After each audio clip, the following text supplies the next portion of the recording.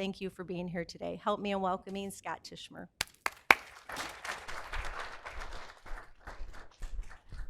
Thanks, Lisa.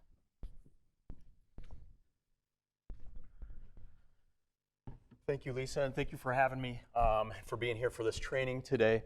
I will share a little bit more about myself in the training before we get started, but I'll plan on wrapping up at 10 o'clock, but I will be staying after for anybody that might have questions, follow-up comments. So just know that I'll be sticking around for anybody that might want to talk afterwards. So we're going to go over QPR. It is a gatekeeper training. If you're asking what is a gatekeeper, that is basically anybody who may be positioned to recognize the warning signs of suicide. So, you know, that could be really anybody. And QPR is probably the most widely taught gatekeeper training really globally. It's part of our national strategy in suicide prevention. So as Lisa mentioned, I've worked in behavioral health for a number of years, about going on 14 years. Started really focusing on suicide prevention about 10 years ago, 9 to 10 years ago, because really coming from my own experiences, depression, anxiety, experiencing chronic thoughts of suicide, and as she mentioned, I did thankfully survived a suicide attempt at age 24. So throughout today's training, I am going to share some of my experiences to try to accentuate some of the learning points. And with that, I will also say that this is a very personal training to me, so I hope you take something of value from it today. So just a little bit more about QPR. We can think of it as a bystander intervention. So the acronym QPR, which it stands for Question, Persuade, Refer, was actually chosen specifically to parallel CPR. So I'm sure everybody in here, if you're not trained, you know what CPR is. Most everybody in our communities knows what CPR is. We can think of QPR in the same way. So if we think about CPR as a bystander intervention, individuals are taught to recognize the warning signs and then to know that then these are the steps that I need to do, life-saving intervention. QPR is no different. We teach the warning signs, and then not just to recognize the warning signs, but then to know that means I actually have to do something. So we're going to go over what those steps are. And QPR, Question, Persuade, Refer, that is the action plan, the intervention plan that we're going to use. So I like to start every training with a pop quiz. And I don't know if we had issues with, are the online folks, are they able to get the presentation yet? Okay. I was going to say the first 10 slides, there's not much to see, and I'll be reading everything that's up there. So, but I like to start every training with a pop quiz, but just disclaimer, it's not really meant to test your knowledge, so take a sigh of relief. It's really just to get the juices flowing, get us thinking, and bring topics of discussion to light. So it's going to be 10 true or false questions. What I would like from you is, if you think it's true, give me a thumbs up. If you think it's false, give me a thumbs down. I'll even give you a third option. If you're unsure, a thumb to the side. But I will ask you all, please, to commit to one of those responses, even if your commitment is non-committal. Is that fair enough? So, starting out with number 1. True or false, only experts can prevent suicide. I think. A lot of thumbs down already. This is false. Really, suicide prevention needs to be everybody's business. It can't be just left up to the behavioral health professionals, the summit points, the therapists. All of our responsibility. And if I were to ask you, for anybody in our community that might be facing a suicide crisis, who do you all think are most likely to notice the warning signs? Friends, family, who else? Co-workers, peers, classmates. Yeah, those people that are already in their lives are probably most likely to notice the warning signs, and I would take it a step further. Not only are they best positioned to notice the warning signs, I'd say they're also best positioned to help. There's that pre-existing relationship. Number 2, true or false, talking to someone about suicide will make them more likely to become suicidal. What do we think about that one? Already seeing a lot of thumbs down. And as many of you know, that's a myth, right? That's false. That is a myth, but it's a really common myth. And not only is it a common myth, it's a common fear. Even for trained professionals such as myself, this fear of talking about suicide, this fear of asking the question can still creep up, can still creep in, and stop us from asking that important question, and also stop us from providing support when somebody might be facing a potentially life-threatening situation.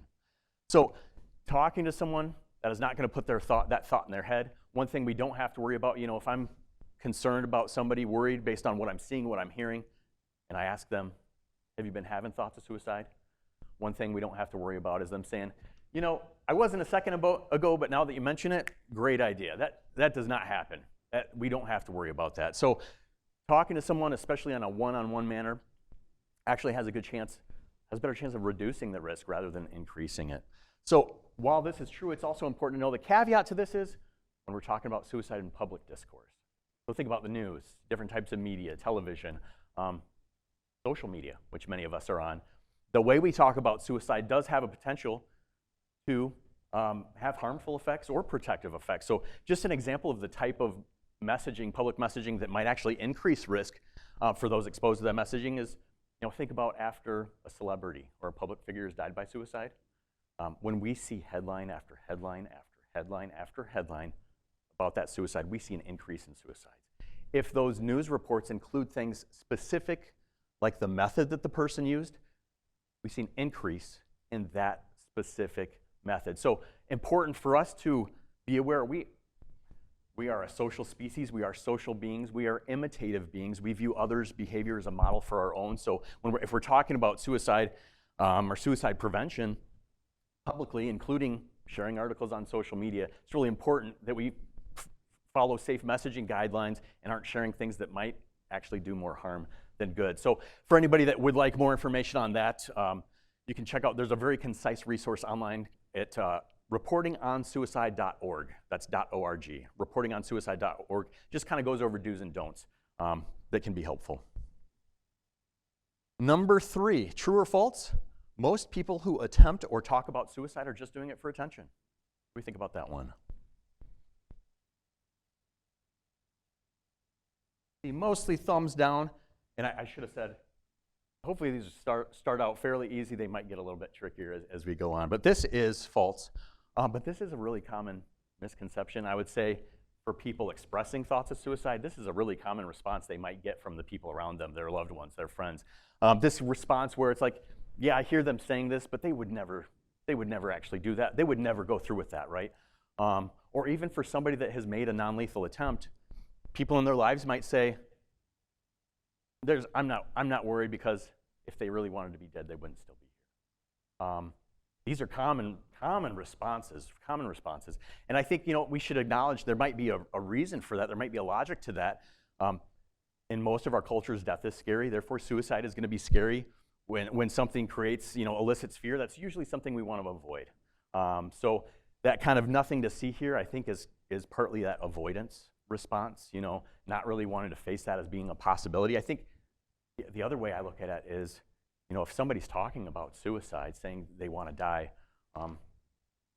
I think denial or disbelief could be a pretty common response, because I think about other situations, if somebody finds out that a loved one has a terminal cancer diagnosis, what are some common responses to that? Denial and disbelief, right? So I think we're hearing potentially life-threatening scenarios. Denial, disbelief, avoidance might be common responses. So really important that we're aware that that might be a common reaction so that we can overcome that.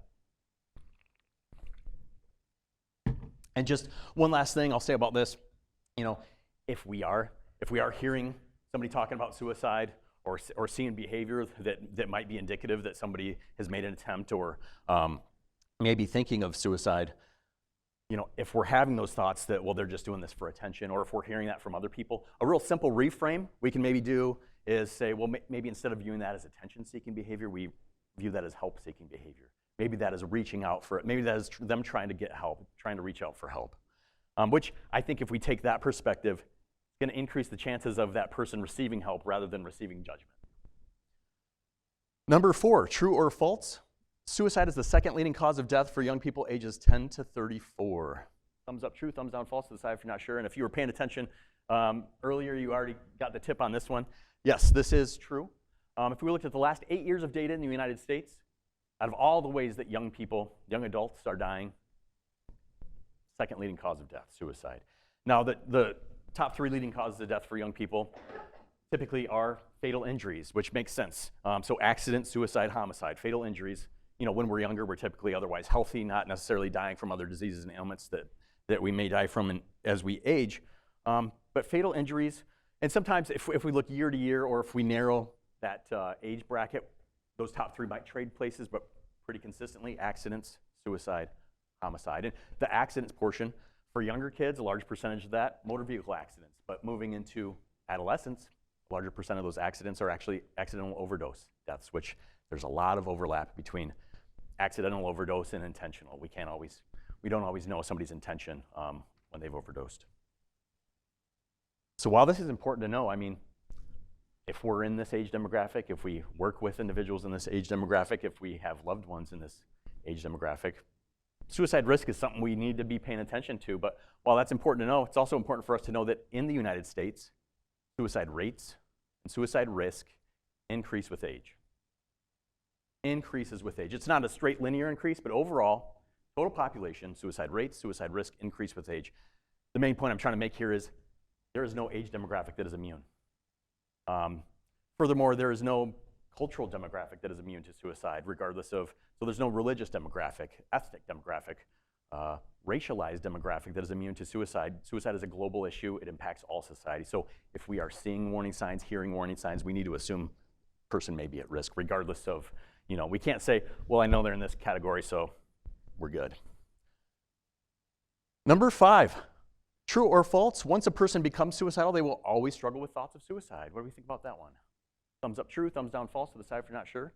Which to the side is a fine answer, I'm going to say. I see mostly thumbs down.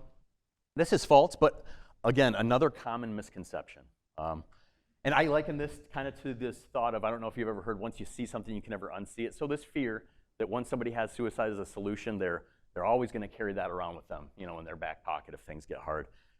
We know overwhelmingly for the vast majority of people that face a suicide crisis, that is not true. For most people, if we think about it realistically, for most people that get to the point of contemplating suicide and getting to that level of crisis, usually has to do with what's going on in that person's life at that period in time, right? So for the vast majority of people that get to that spot, if they're able to make it through that difficult period in life, most do not return to a suicide crisis again. So that's whether they make it through from the help from others or luck from getting through on their own, most do not return to a suicide crisis again. That's for the vast majority. Now the caveat is, we do know there are people that experience chronic mental health conditions. There are people that experience chronic thoughts of suicide. In both of those categories for the better part of 2 decades of my life. So just to reassure anybody who's worrying about me today, I'm not at risk of dying by suicide. We are good.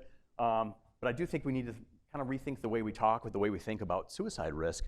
If I look about my own life as an example, so I did attempt suicide at age 24. Thankfully, I was rescued by first responders. I am only here because of their perseverance and persistence.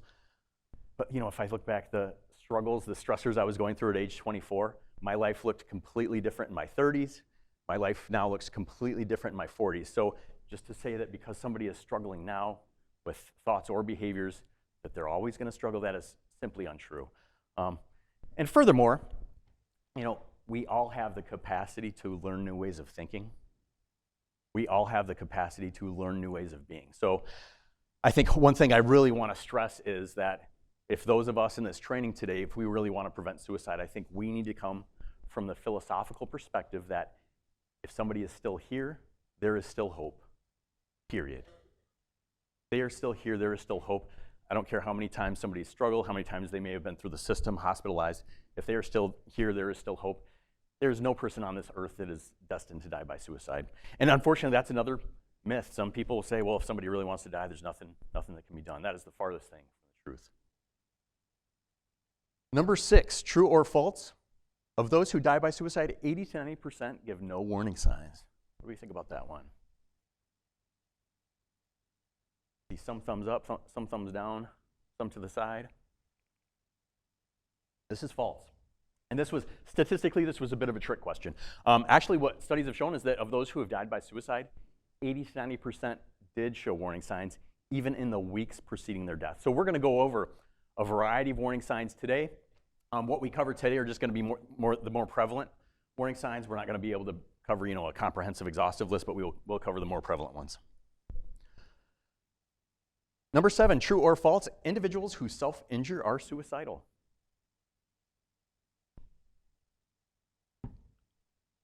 I'm seeing pretty good consensus for the most part, thumbs down.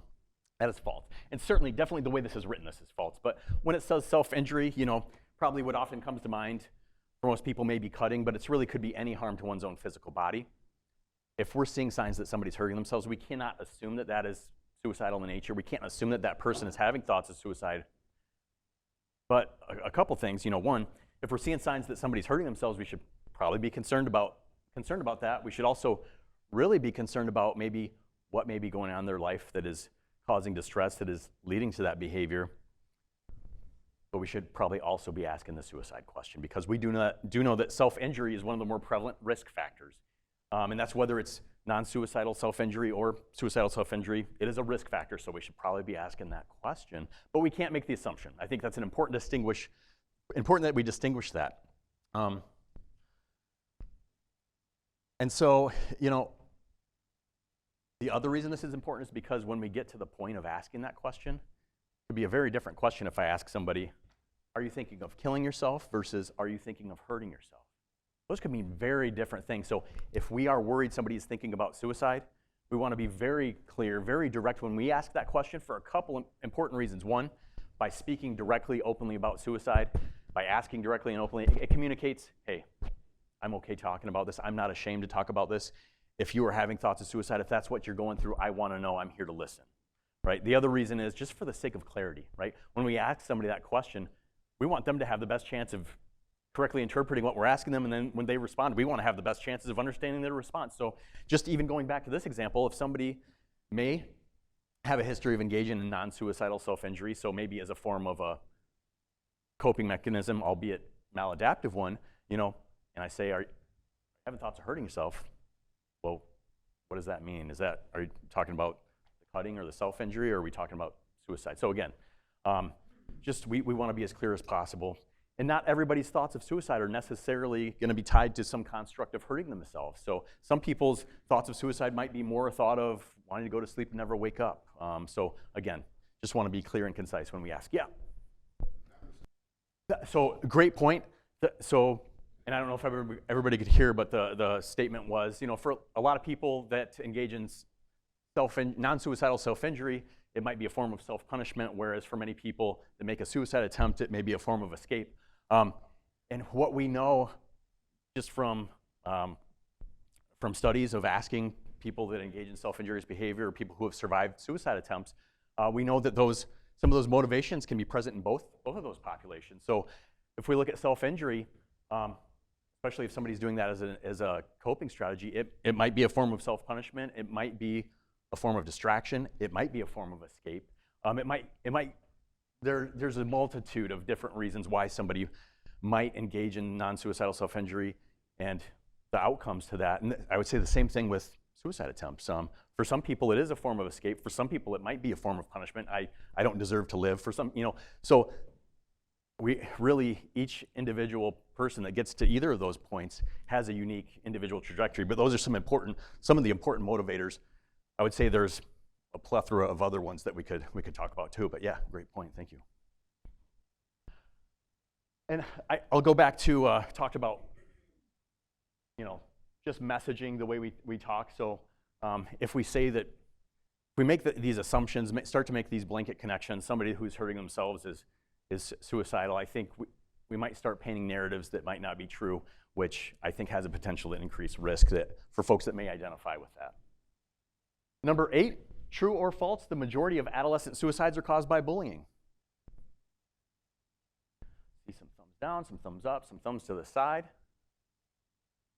This is false. And for those that thought this was true, I'll ease your minds right off the bat. The main reason this is false is because we can never reduce suicide down to one singular cause. It is always complex. It is almost always multifactorial. So the reason this is false is just because it's a drastic oversimplification to say that it's the cause. We do know that bullying is a risk factor. So it certainly is a risk factor, but we can't say it's the cause. And here's a real easy thought experiment to do. Just imagine all the individuals who have ever experienced bullying as adolescents. The vast majority are not going to die by suicide. The vast majority are not going to attempt suicide. The majority might not even have thoughts of suicide. So again, to say it's the cause would not be accurate, but we do know it's a risk factor. And so bullying is not only a risk factor for the person being bullied, it's also a risk factor for the person engaging in the bullying, and we see even higher risk in folks that are in both categories. So we've talked about risk factors a couple times. I want to be very clear of what we mean when we're talking about risk factors. So in this example, for instance, we're comparing populations. We're comparing large numbers of people. So in this case, we're comparing the population of individuals who experienced bullying as adolescents compared to the population that did not have that experience. This means that we see, to say it's a risk factor means we see higher rates of suicide in this group compared to this group. That's all it means. It's important for us to be aware we cannot make direct inferences to any one individual in either of those groups and say, well, this person's in this group, so they're at risk, and this person's in this group, so they're good. Doesn't work that way. But important for us to know what the risk factors are. And I'll go back to media one more time. So I think part of the reason also why this myth is perpetuated is because we often see headlines. Student was bullied, killed themselves. Young person was bullied, died by suicide. And again, when we see that narrative repeated and over, it does start to kind of say, well, if you're getting bullied, here's the natural consequence.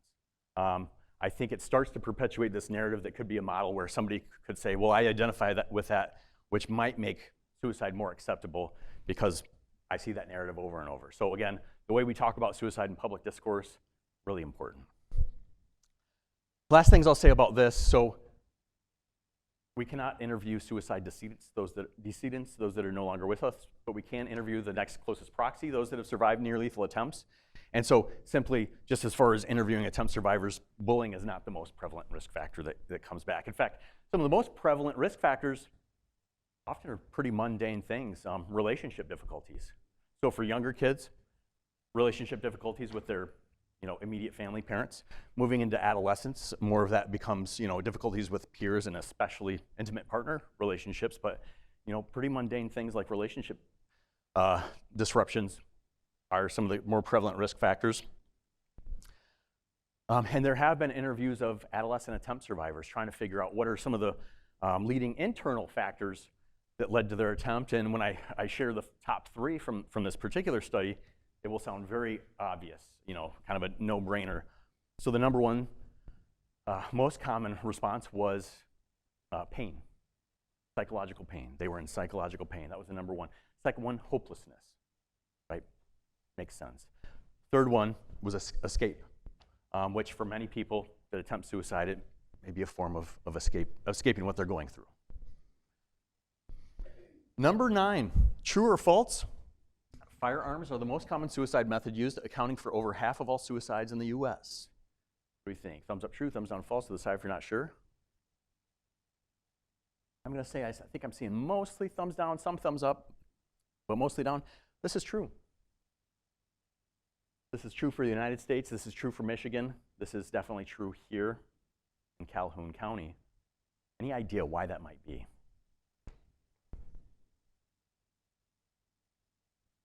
Quick. Maybe not painless, but I'll definitely say quick. It depends, right? Yeah. What?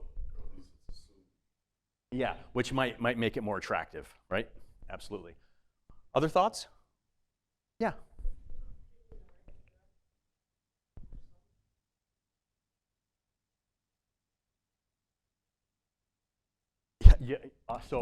What just said that as far as medication or a drug overdose, it might be hard for somebody to, get the amount that would be lethal, so that toxicity is not there. That brings up an excellent point. Yeah.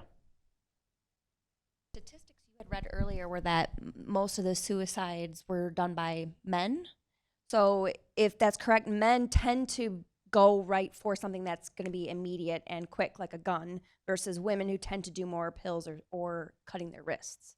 That's so a larger percentage of men more likely to attempt by firearm. Absolutely. And that is, so there's, Lisa mentioned that disparity between in suicide deaths, where we do see rates of suicide in male population is roughly 3 to 4 times the rate of the female population. However, the rates of suicide attempt is actually roughly 3 times higher in the female population than the male population. The main reason for that disparity is men are more likely to use highly lethal means, such as firearms. Yeah. So boys especially, are more apt to be taught how to use firearms. They're more familiar with them, whereas girls aren't always taught to use rifles or handguns. It makes them more afraid of them, that if they did go ahead and use it, that they would miss. So they might be more familiar, more knowledgeable, might be more likely to have access. All great points. Any other thoughts on this statistic? So yeah, these are all really great responses. And then one other thing that it probably should go without saying, but obvious, injury is often medically severe. So a self-inflicted firearm injury is often medically severe. So those things in combination is what leads to this statistic. The reason this is important, the reason it's important for us to be aware about this is because one of the best strategies we have, not just in the United States, but globally, the best strategies we have to prevent suicide is what is known as lethal means safety. So lethal means safety essentially means creating as much time and distance between that person that may be at risk and any potential lethal means. Time and distance saves lives. I'll share why that is in a moment, but time and distance, the more we can create between that person and a potential lethal means, better chances of them still being here. So universally in the United States, that's clearly we're going to need to create safety around firearms, right? We've just said that's one of the more lethal methods. But universally, we would also need to focus around medications, including over-the-counter and prescription medications, as well as drugs and alcohol. Those would be the universal, I would say. If we know somebody's going through a difficult time, or we know that they're having thoughts of suicide, we need to create safety around firearms, medications, drugs, and alcohol. Those are the universals. And then I would also add any method that they've ever talked about or thought of, and we can ask that question. So after we've asked that question, have you had thoughts of suicide? If they say yes, we can ask, have you thought how you might do it? And then whatever that response is, we are going to need to try to create some safety around that. I would also add any method that they may have been exposed to, especially by somebody close to them that may have attempted or died by suicide. So, if they have that as a model, if that might be their model of suicide. And then last one that's really important, especially important for me. So I have a prior suicide attempt. So if we know somebody has attempted in the past, whatever method they had attempted with in the past, we certainly need to be trying to create safety around that. Saves lives. Some of the reason why. Scott, we have a question. Oh, yeah. Do you see a high risk of suicides in people who, I forgot the word, like transgender, who are like changing from like women to men or men to women? Because like I have a niece who's struggling right now, and like I see like some of the signs, but like she hasn't really like said like she doesn't want to be here anymore. She just says like little comments like I feel like trash, I feel ugly, those little comments. So, I mean, those comments would be clear indicators for concern, like you're saying. I think important to point out, not everybody who identifies as transgender has thoughts of suicide or has experienced that. But we do know from the evidence we have, we know there's greater risk of individuals reporting having experienced thoughts of suicide or attempting. We don't have data on fatality data related to that. We also have data on individuals in the LGBT, so lesbian, gay, bisexual, or even questioning, reporting higher rates of having suicidal thoughts or making attempts. But again, we don't have necessarily data on fatality. So we're going to go over kind of the intervention plan, and this intervention plan is universal. Universal. Thank you for that question. So if you look at this chart to the left, this was a study that was done where they asked suicide attempt survivors from the moment you decide to end your life, how much time passed from when you made that attempt. Nearly a quarter said less than 5 minutes. Nearly half said less than 20 minutes, and over 2/3, nearly 3/4 said within an hour. So made that decision, acted 5 minutes, 30 minutes, within an hour. The reason this is so important is because, talking about lethal means safety, so the window where somebody experiencing thoughts of suicide, the window where they're actually likely to act on those thoughts, usually lasts a matter of minutes to hours.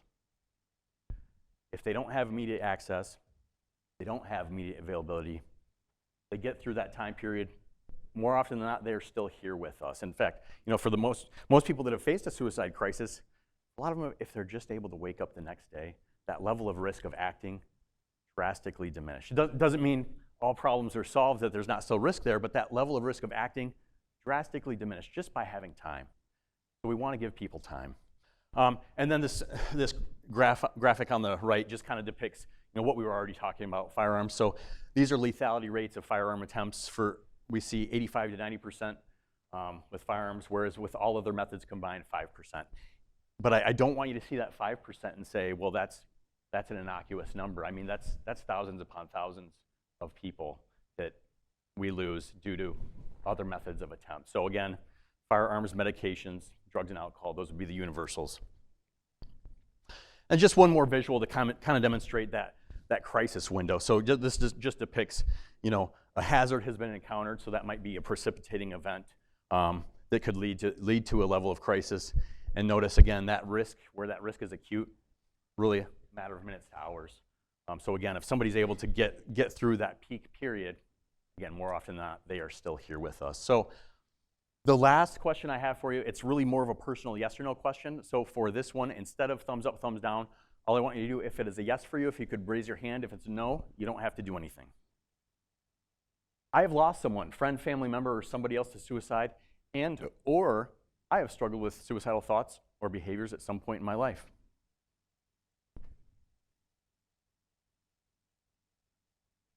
Thank you. So, especially for those in the front, I just scanned the room. The majority of us in here today. The majority of us in here today.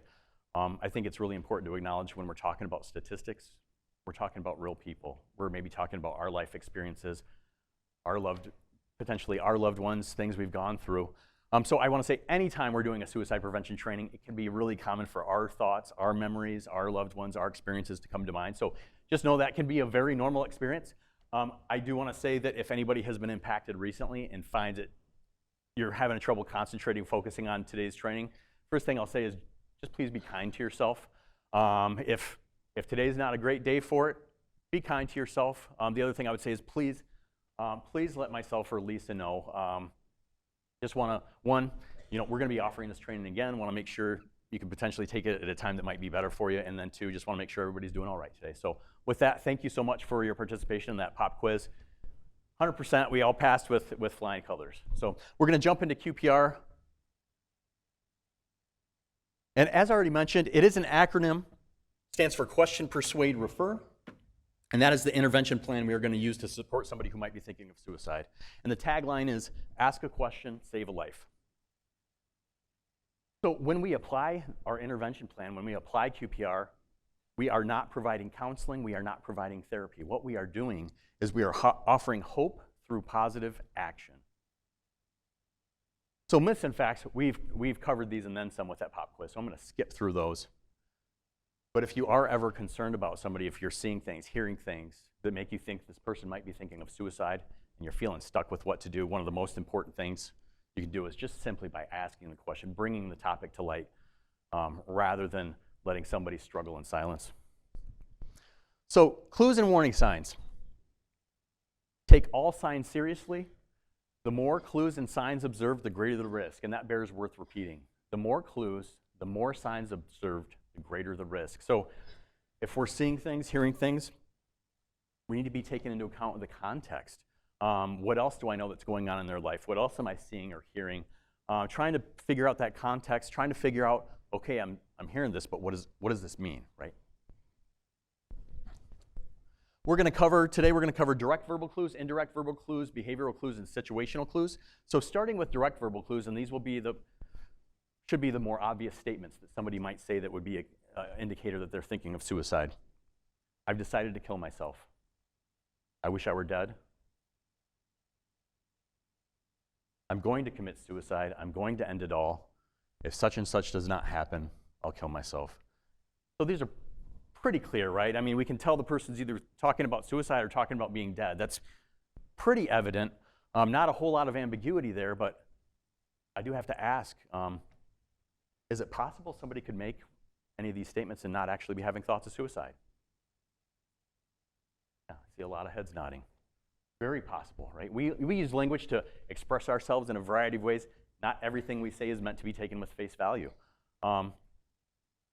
Here's an important follow-up question. For somebody that is thinking of suicide, maybe even has a plan, is it possible they might communicate that through a joke? Is it possible they might communicate that by joking about suicide? Or maybe there's a kernel of truth to that joke, right? So here's the message I want you to take from this. If we are hearing anything like these, anything remotely like these statements, we need to take it seriously. Even if we think it's a joke. Even if I think it's a joke, need to take it seriously. There might be a kernel of truth to that. So those are direct verbal clues. The next list we're going to look at might be a little less obvious.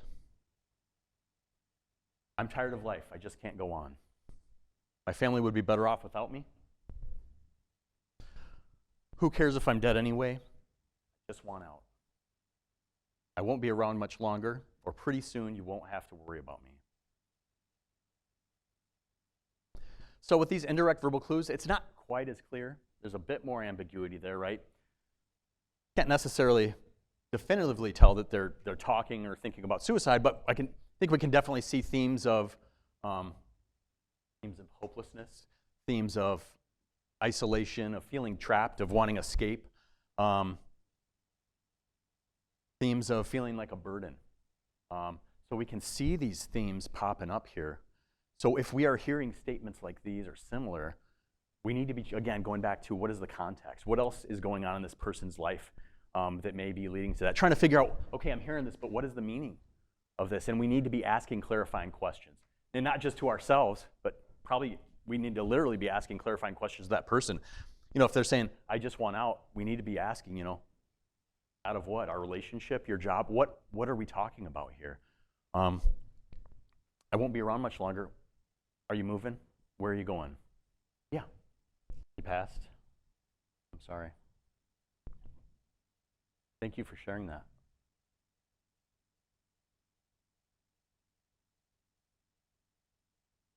But he was hinting, right? He was hinting. We can't let those hints just go past us. Again, it's not only important for us to be able to recognize the warning signs, we have to realize that suicide is a potentiality for our fellow human beings. It is, and it is a potential reality. We need to assume that if we're hearing hinting that it might be real. One thing I do want to say, I'll get to you just a second. One thing I do want to say about this training, you know, we're going to be going over, you know, these are the warning signs to look for. This is the action plan. By no means is this saying, well, this is what you should have done. This is saying, you know, we can never judge what we go based on. We only knew what we knew at that time, right? So this is really meant to be looking forward. Yeah. So with younger people and people that are a little bit healthier, maybe just have the mental illness, what about older people that have dementia, Alzheimer's, people that really aren't thinking straight?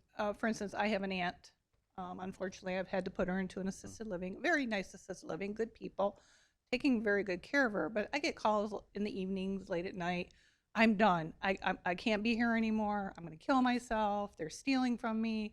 She has these dementia thoughts, and she's very paranoid. You know, she always wakes up the next morning. So far, for the last few months, everything's been fine. I've probably gotten 10 phone calls like that. Her friends have gotten phone calls like that. But she always wakes up the next morning. You know, at what level, at what point are we going to take her seriously because of her dementia, which is, you know, a completely different state of mind than people with depression, but she has depression on top of that also. You know, I hear this all the time. I hear all of these. I hear the ones from the previous slide. My concern is my panic, lack of sleep, you know, like very worried. I can't be there because she's in Florida. I can only support her and talk to the nurses, talk to the staff, hired nursing services. I've done everything I can do. You know, how's that dementia that older people play on this? You're a little bit ahead of me, but I will comment and thank you for sharing that. So yeah, you're hearing those warning signs. You know, so dementia is a risk factor. We know in the early stages it may be a risk because somebody's having the thought of they're seeing a future for themselves that they don't feel like they can cope with. And then you kind of pointed out maybe some of the potential risk factors even later on where there might be the paranoia, just the difficulty of functioning, right? So yeah, it is a risk factor. I think some of the strategies in the intervention plan are still things that you can use, even though you've already identified there's risk, right? That's not even a question at this point. You can still use this intervention plan that could be providing support. But I would also just go back to what can we do to make that environment safe, right? Because those moments, those thoughts, even if I had periods where I thought about suicide daily on a persistent, what felt like a never-ending basis. But again, my risk of acting was not always that high. So just again, making the environment safe so when she might hit those peaks that there's not that immediate access and availability to get through that time.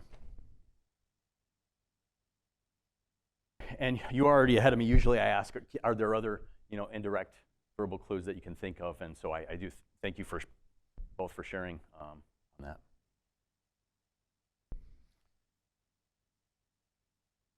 So next we're going to look at behavioral clues, and I would also categorize a lot of these behavioral clues. We can also think of them as risk factors.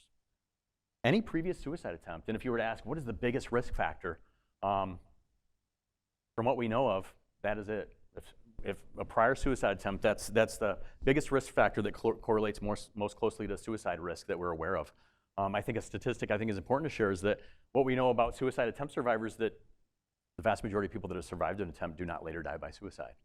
In fact, studies have shown over 90% of people who have survived an attempt do not later die by suicide. They go out to live out the rest of their lives.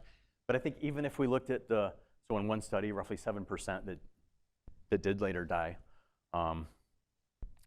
by suicide, there was still life there.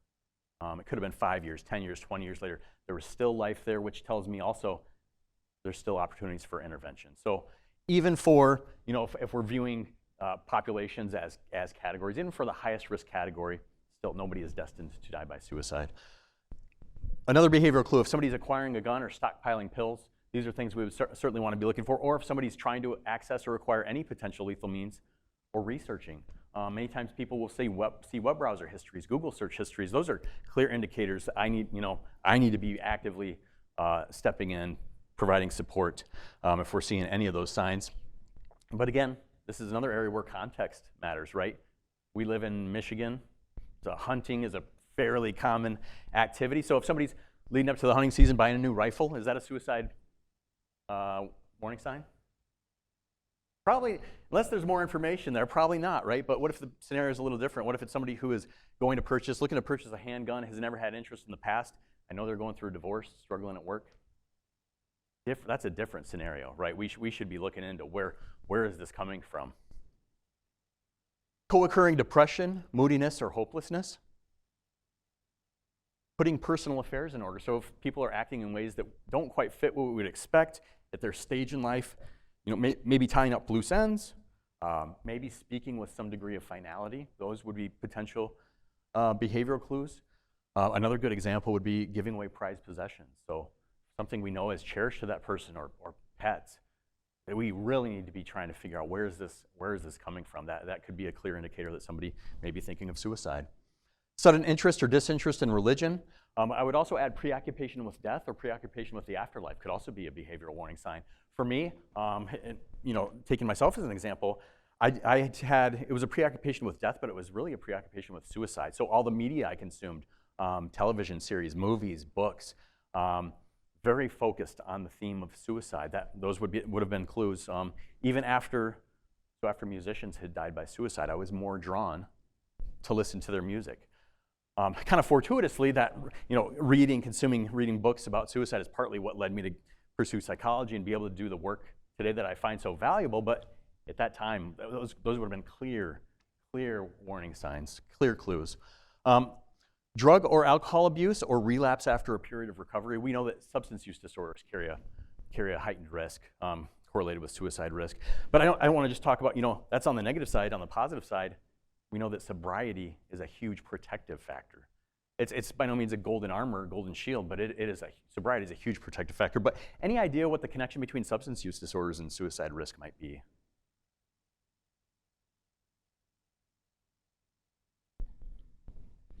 Any thoughts?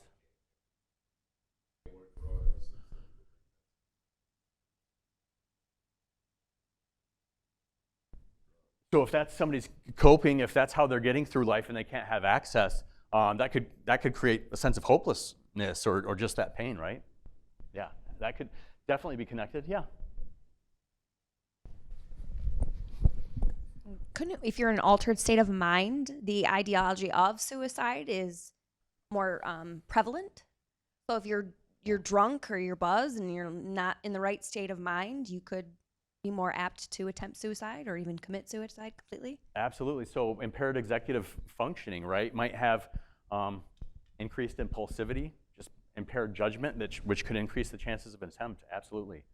So in the state of that use, or even potentially long-term consequences of use, there are a variety of reasons. But also, if we look at, for many people that use drugs and alcohol, it might be a form of self-medication. So what are the underlying stressors, struggles, or maybe even underlying mental health condition that they're self-medicating? Those things could be risk factors in themselves.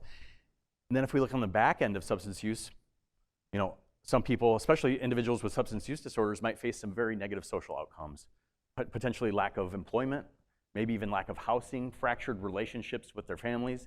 These things that would normally be really important protective factors have eroded. So I think it's can potentially be a layering of risk upon risk. The last thing I will say is, and kind of going back to use, but if somebody's drug of choice is potential lethal means, that's access and availability, that's going to increase risk.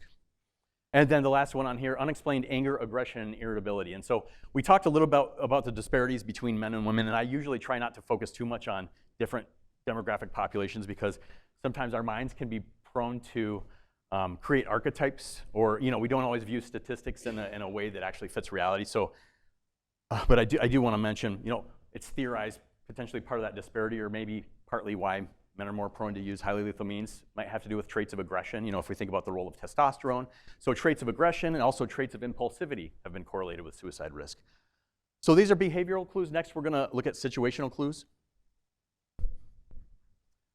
Being fired or expelled from school, a recent unwanted move, loss of any major relationship, death of a spouse, child, or best friend, especially if by suicide. That could fit in a variety of factors, but also, that could provide a model of suicide for that person. Yeah. Just not to want to say the obvious, but went back to the last slide. People, when they do abuse their alcohol and drugs, a lot of times they'll OD. Now that may be an inadvertent suicide, but of course the results are still the same. One other thing, and this is kind of counterintuitive, but a lot of times I've heard that studies have said that when people have said their loved one has committed suicide, a lot of times they'll say, but wait a second, that was the happiest I ever saw them in their life, that on that morning, how is it they committed suicide? But this is a curveball, because you can't say because somebody's happy they're for their suicide, but somebody's depressed, they're gloom and doom every day. Then one day, out of the blue, they are just ecstatic. That might be worth looking into, because if it's a behavioral clue, even though it's not an obvious what you'd normally associate. Yeah, thank you for pointing that out. So if we know somebody's been going through a period of depression, mood is low, and all of a sudden we're seeing a complete change in behavior, that change, it may be due to, maybe they've decided, right? Maybe they have a suicide plan and they've decided, and that might improve their sense of well-being, right? Or the other correlation that might be there is, for somebody that might be having thoughts of suicide but in a depressive state where their activity level is very low, there might be a protective element to that lack of activity. So if somebody's mood, is starting to improve, things are more active, that might increase the chances of acting, even though those thoughts were already there before. So yeah, thank you for pointing that out. Diagnosis of a serious or terminal illness, and I would also add diagnosis of a debilitating illness. Those could all be potential situational clues. So, actually, I'll hold off. Sudden unexpected loss of freedom or fear of punishment. Anticipated loss of financial security, or I would add anticipated loss of social status. Loss of a cherished therapist, counselor, or teacher, and fear of becoming a burden to others. So just looking at this list, any repeated theme you see popping up here? I heard loss a couple times. Yeah, that's what I'm seeing. And loss definitely can be a a correlated risk factor. And just looking at this list, or even the, going back to maybe diagnosis of a terminal or debilitating illness, a lot of these things have to do with major life transitions. So where life no longer looks like what it did in the past, and I don't feel like I can cope with my current reality, or if what I'm facing down the road doesn't feel like something I can cope with. So big transition periods can be a factor in increasing risk. Another question about these situational clues. Are any of these clues necessarily in of themselves signs or symptoms of mental illness? I'm seeing a lot of head shaking no, right? These are not necessarily, these are life experiences, right? These are life experiences. So I think, unfortunately, folks like me in the suicide prevention field, we kind of mistakenly in the past for a long time spoke almost as if there were this one-to-one correlation between depression and suicide. Not everybody that died by suicide had depression, and certainly the vast majority of people with depression do not die by suicide. We cannot even say that there's a one-to-one correlation between suicide and mental illness.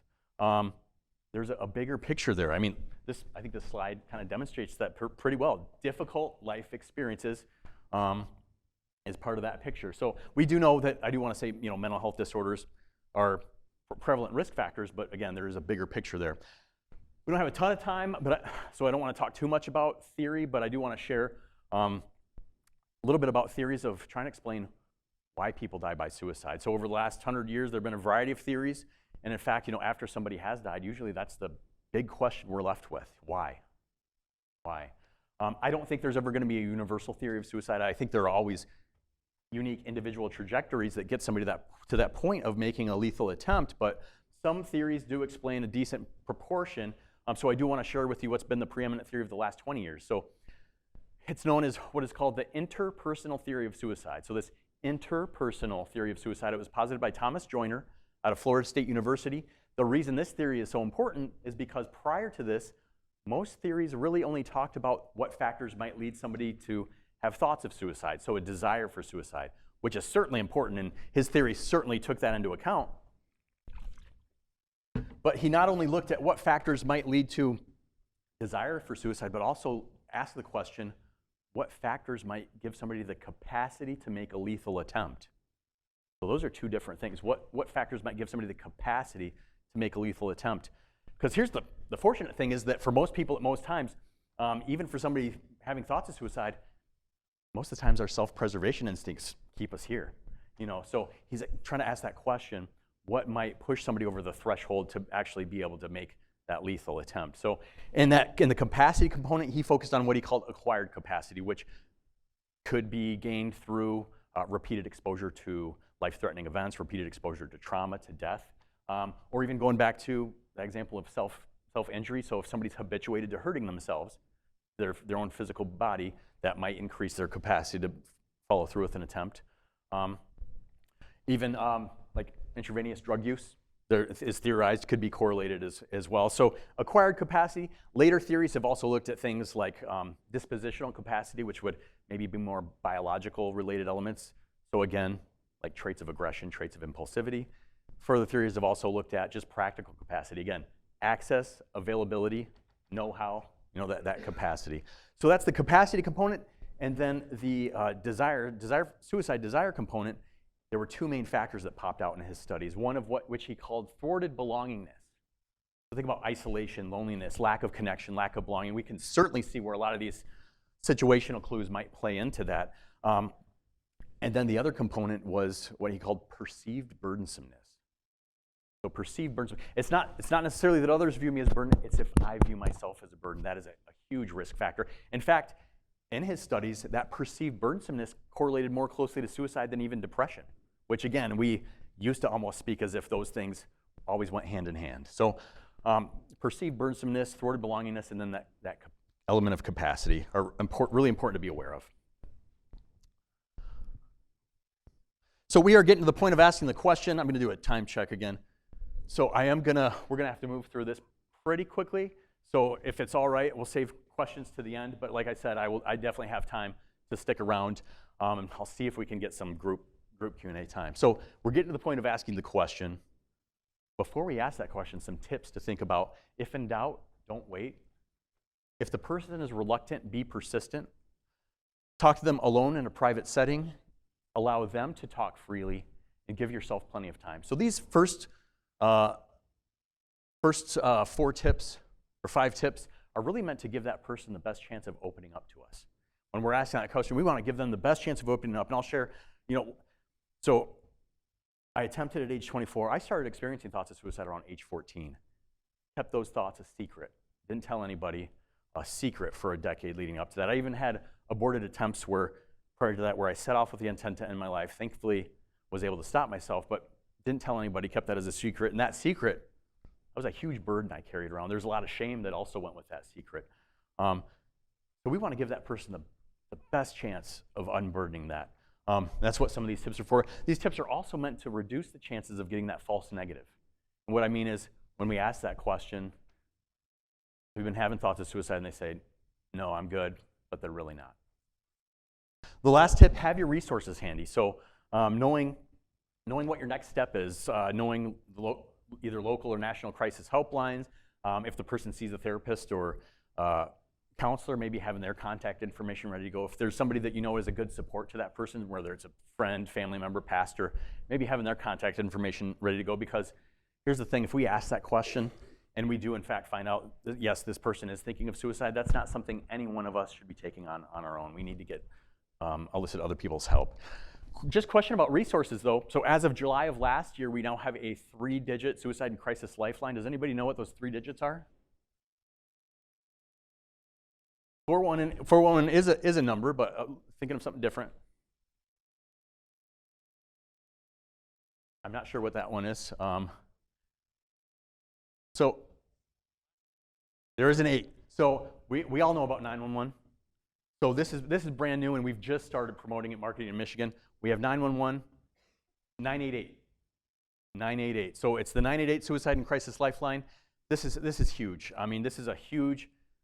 Ton of federal dollars have gone into this. So prior to this, we had a 10-digit number, 1-800-273-8255. Who's going to remember that, right? So 988, we can call 988 anywhere across the country, or even text 988, send a text, get a trained crisis counselor anywhere across the country. I'll speak a little bit more about that later if we have time.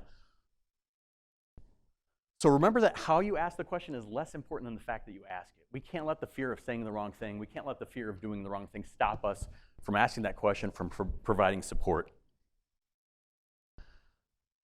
So again, QPR, it's a 3-step intervention plan. We'll go over different ways of asking.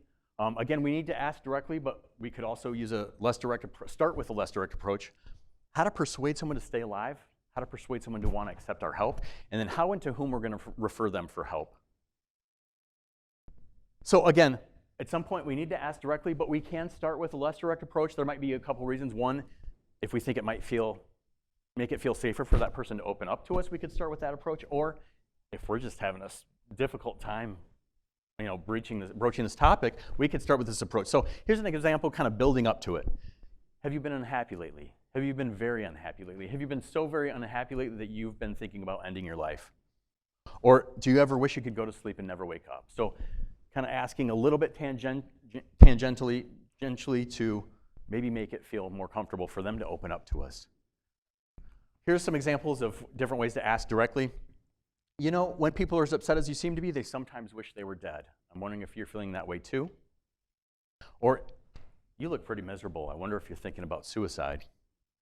Or simply directly asking, are you thinking about killing yourself? So I want to jump back up. That first one, when people are as upset as you seem to be, they sometimes wish they were dead. I think that could maybe do a good job of taking away some of the judgment of those thoughts of suicide. So a lot of people, might have self-judgment, shame about having those thoughts. So it kind of says, hey, you're not a freak if you're having those thoughts. Other people have had thoughts of suicide. Might make it feel safer for them to open up to you. The second one, you look pretty miserable. Sometimes in trainings, people laugh at that because it's a little blunt, right? Some people are like, well, that might be offensive. I would say if you think that might offend somebody, don't use that approach. But I think there's some value to, we can't always tell if somebody's miserable, but often we might see it in their body language and their demeanor. So rather than them just sitting there in that misery, acknowledging that could go a long ways to say, hey, I see you, right?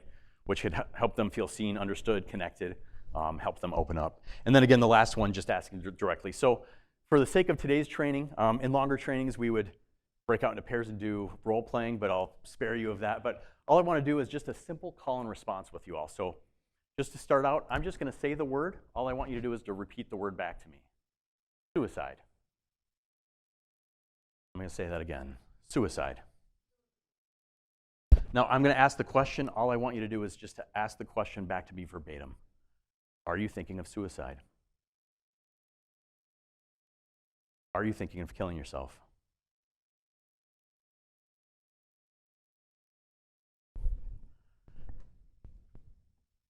Any reactions to saying that out loud, to asking that out loud? What did that feel like for you? Did I hear weird? Yeah. Weird. Anything else? I don't know if... Oh, yeah, MASH theme. Any other reactions, responses? I think there's an element, right, in there, in the lyrics. Thank you. But any other reactions to saying that, asking that out loud? I will tell you, so I've done this training hundreds of times. The most common response I hear is that it's heavy. But also reactions, awkward, uncomfortable, scary. Some people say it was really easy. We're in a training session. There's nothing at stake here, right? Some people have also said it was easy to say because I've had to ask this question before. Some people have said it was really hard to ask this question because I've had to ask this question before. So I think one important thing, and I think one of the things that might add to that heaviness sometimes is our own experiences, right? So important for us to know before we ask that question to know what it might feel like. If it feels scary, heavy, awkward, weird in this setting, might feel that way in a real world scenario. So practicing asking is one thing we can do. Some things you could do, simply look yourself in the eyes in the mirror, ask the question before you approach somebody, have this conversation. Or if you have somebody in your home and your family you can sit down with, look them eye to eye and ask. It might make it feel a little bit more real. Because here's a tip that wasn't on that tips page. I think we should be assessing, how am I feeling? Where is my level of anxiety? What can I do to cope, to bring my anxiety down so that not only can I ask the question, but I can be helpful and respond. And we're going to hold questions until the end. Sorry. So that's how to ask the question. If you cannot ask the question, find someone who can. The caveat to that I will say is, if somebody's putting out warning signs in front of you, especially the verbal warning signs, but even behavior warning signs, if they're demonstrating, I don't care what happens to me, I don't care about my own well-being, that might be them reaching out to you for help. You might be just the right person to help them. So that's the caveat I would say to this. And then the other thing is, if we are going to find somebody else, let's make sure we're finding somebody who has some experience, some training, where their response has a better chance of being helpful rather than hurtful. And we can stay involved too. We can provide coaching because after this, we're all going to be trained gatekeepers. So if we find that other person, try to stay involved, provide some coaching. We've gone over how to ask the question. Here's how not to ask the question. You're not thinking of killing yourself, are you? You wouldn't do anything stupid, would you? Suicide is a dumb idea. Surely you're not thinking about suicide. What's wrong with these? Condescending. Anything else? Insensitive, trivializes. Yeah. Judgmental, right? How many of us in here want to be viewed as dumb or stupid? So probably none of us. You just kind of shut down the conversation, right? We've shut down the conversation. And not only that, regardless of what their response is, if they are having thoughts of suicide, I just kind of did call them dumb and stupid, right? The other thing, if you notice how they're all framed in the negative, you wouldn't do anything. Surely you're not. And guess what happens when we ask somebody a question in the negative? Greatly increases the chances of them just saying, no, I'm fine, when I'm really not. So it increases the chances of that false negative. It's kind of a leading question, right? It's kind of a leading question. And I think there might even be an underlying communication to that, framing it in the negative, because it's kind of saying, hey, I see you're going through a difficult time, but tell me you're fine because I don't want to deal with it. And I think if that's the message they're receiving, might that increase their sense of loneliness, isolation? Might that increase their risk? Actually, before we go on, so just a couple additional tips. Let me see if I have. No, I'll keep my tips to myself. No, but one thing I will say is to try to take the edge, the fear off of asking that question. If we think about it realistically, if somebody's thinking about suicide or not, me asking the question doesn't change that one way or another. So by me asking the question and finding out about that now I have information, I can actually do something. So again, there's a lot of fear around it, but the thing is, if we don't ask the question, their reality is still their reality. So us knowing about it is not going to hurt the situation. We now have the chance to actually do something positive. So persuade, before we get to persuade, I do have a question for you. So not with regard to QPR, but just in life in general. After we ask somebody a question, what is our very next job? And I'm looking for a one-word answer. Listen, I'm listening to you. Yes, thank you. Listen. If you're to ask me what's the most important thing we can do to persuade someone to stay alive, it is just that. It is just that. And I would say regardless of the scenario, you know, we talked about some personal examples today. Regardless of the scenario, when we're dealing with human beings, human struggles, human pain, suffering, that's one of the most important things we can do is listen, and listen with empathy. If there's one skill I would recommend you practice, it's active listening skills, and especially reflective listening. So like a simple reflection, just repeating back to that person what they're saying to you, just a simple reflection, repeating back or even paraphrasing, does a great job of portraying understanding and empathy just by repeating back to that person. So reflective listening, one skill I would really recommend you hone. So listen to the problem and give them your full attention. Remember, for that person, suicide is not necessarily the problem. For them, they might be viewing suicide as the solution to their problems. We need to be aware and attuned to that. Do not rush to judgment and offer hope in any form. The caveat to that last one, and I think the word minimizing was used before, but we don't want to bright side somebody, if you know what I mean. We don't want to make, you know, pat statements. Everything will work out. Everything's okay. If we say things like that, probably not offering hope. It's probably going to maybe minimize and validate what that person is going through. So, but I think the best chance we have of maybe offering hope sometimes can be trying to pull that hope from that person. So if, for instance, if we know somebody's been struggling for a long time, asking that question, you know, what's been keeping you here? What's been getting you through it? If we know somebody's struggled in the past, you know, what helped you? What helped you get through? So trying to pull some of those things, pull some of that hope from them. There is a story from my life that very much relates to that, persuading somebody to stay alive by listening. So I do want to share with you. So after my suicide attempt, I was rescued by first responders. I was hospitalized after that in a psychiatric inpatient hospital setting. And I hate to break it to anybody that thinks otherwise, but hospitalization does not cure what somebody is going through. You know, it ideally is going to give somebody time, right, where their crisis has de-escalated. It will give somebody a safer environment. Still not completely safe, but a safer environment. And then people are hopefully getting treatments, right? Maybe getting medications adjusted, maybe getting treatments like ECT. But if we think about it realistically, that person's discharged. They're going back out into the same stressors, the same struggles with the same underlying mental health condition. The point I'm getting to is there's still risk there. In fact, we know there's statistically significant risk even up to a year after discharge. For me in my story, what I'm saying is I had a long road ahead of me to get to where I am today. Long road, and I was still at risk. And there were other times, later times in my life, where I again set off with the intent to end my life. There was one interaction I had in the hospital, just one interaction I had, and the memory of that probably saved my life repeatedly, so I do want to share it with you. I was sitting in the hospital unit, sitting at the edge of the room, kind of overlooking the common area, the dining area. A social worker, she came and sat beside me. And I think body language is important, so I'm going to repeat that. She came and sat beside me, said one simple thing, and then really all she did was listen. She said, "For you to have tried to kill yourself, you must have been in a lot of pain." That's it. For you to have tried to kill yourself, you must have been in a lot of pain. And then she just listened. And to be honest, I was in the midst of a depressive episode. I wasn't saying that much. She still gave me her time, her patience, her caring presence. In that interaction, I felt seen. I felt understood. I felt like this person cared. That helped me reconnect to life just a little bit. It didn't snap me out of anything. I mean, I was so flat, so detached, so disconnected, but it helped me reconnect to life just a little bit. And the thing is, I carried that memory years later, saved my life. I still carry that memory, and I don't even know this woman's name. I still carry the memory of that interaction as a source of strength today. So I think the cool thing is you don't have to be a licensed therapist to do that. We can all do that. Really, primarily what she did was listen. And I didn't realize this at the time. What she did was, it was sort of a form of reflective listening. So a simple reflection is repeating back to somebody what they said. A complex reflection could be repeating back to somebody an experience they had, and that's kind of what she did with me, and it was extremely impactful. So persuading someone to stay alive, listen. We need to listen, use those reflective listening skills, and then ask, will you go with me to get help? Will you let me help you get help? What can we do to keep you safe for now? A couple things I want to point out about this.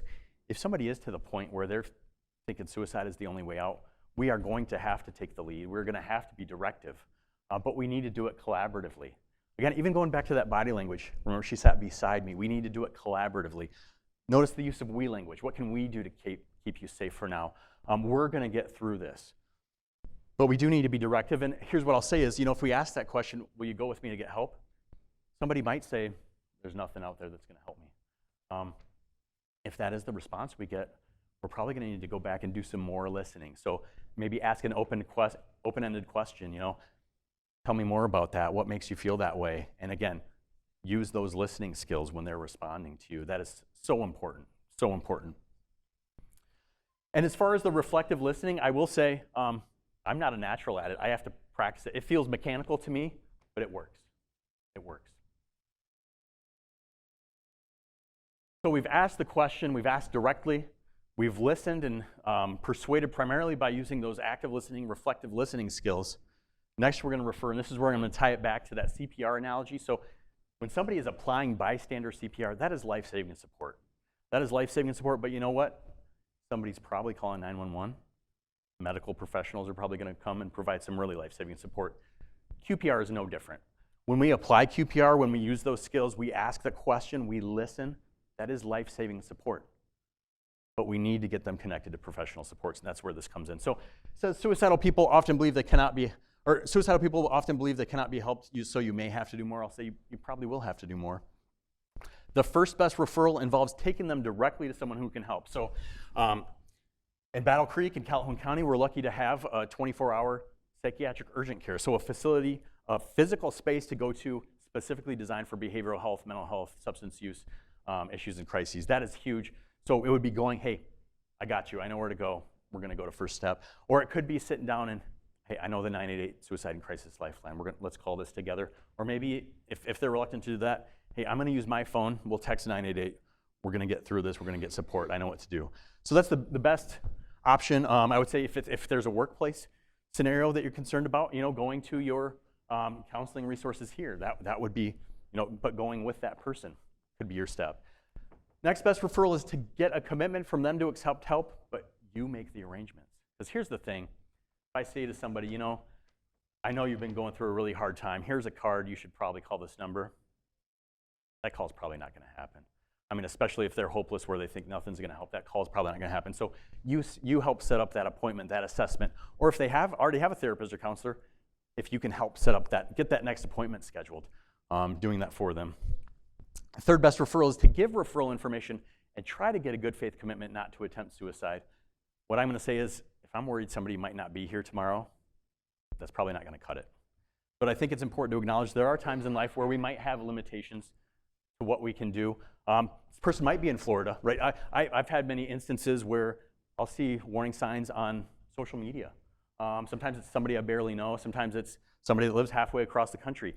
I'm probably not going to be able to take that person directly to somebody who can help, but we always need to be thinking outside of the box. What can I do? Do I know somebody in common that I can reach out to, get them connected? If I know where they live, can I look up, figure out what crisis supports are there and trying to get connected that way? So I think it's really important we always have a perspective. There is something that we can do. We might have to be creative. So, and with that last third best referral, the idea is that any willingness to accept help, even in the future, is still a good outcome. If we have really been there for somebody and listened, that is a positive thing regardless. So some additional tips. Offer encouragement. We should be able to tell the person, I want you to live. I don't want you to die. We want them to know, I'm not ambivalent about your life or death. I want you here. I want you to live. We can say that. Tell them, I'm on your side. We'll get through this. Again, that use of we language, right? This togetherness. Get others involved again. If we don't know the person that well, like who's a good support, we can ask that question. Hey, who's usually there for you in times of need? Who's a good listener? Who's a good support? Pull them in, get them involved. And stay involved. I mean, if you've helped get this person connected to treatment, Even just thinking about that lethal means safety part, right? If somebody has firearms and we're saying, well, would it be possible to store those outside of the home for a while? Or if they're in a gun safe, can somebody else hold on to the key until you get through this?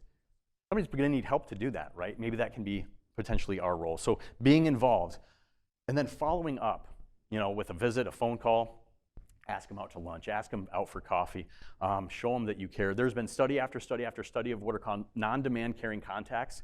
So the first study of this was done after individuals were hospitalized for a suicide attempt. Once they were discharged, they just simply sent them a letter. And I'm paraphrasing, but basically said, hey, just want you to know, thinking about you, hope you're doing well.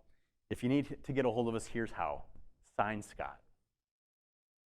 Guess what? Something that simple saved lives. Something that simple. They've replicated it with postcards, with phone calls, with text messages, just following up. So keeping that connection, saying, hey, I know you're still out there, we're still here. Keep that connection going.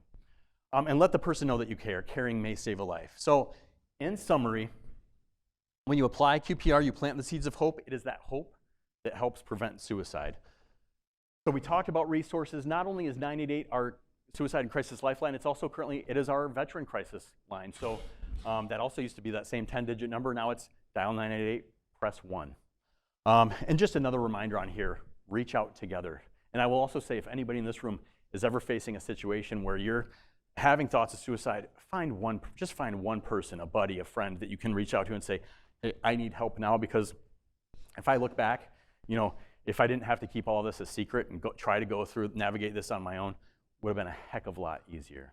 And then also be that person for somebody else if you can. So congratulations, you are all now certified QPR gatekeepers. You are merchants of hope. Certification is valid for 2 years. Please do not leave. We'll get you your QPR booklets, which is about 40 pages long. It covers a lot more than what we were able to cover today. And then we want to get your certificates too. You'll have to write your own name on those. But thank you. I don't know, I think we went right up to time. That is awesome. Thank you so much, Scott. As always, it was a terrific presentation. There's a certificate and booklet for everyone as you leave. Cassandra has it for everyone online. Some we just have first names. We don't know who you are, or guests signed in as a guest, so we can't get you your certificate and booklet. So if you could please send it to loginfo email so we can get your certificate and booklet to you so we know that you attended today. Thank you all so much. If you have any questions, Scott will be around for a bit. Sorry we couldn't take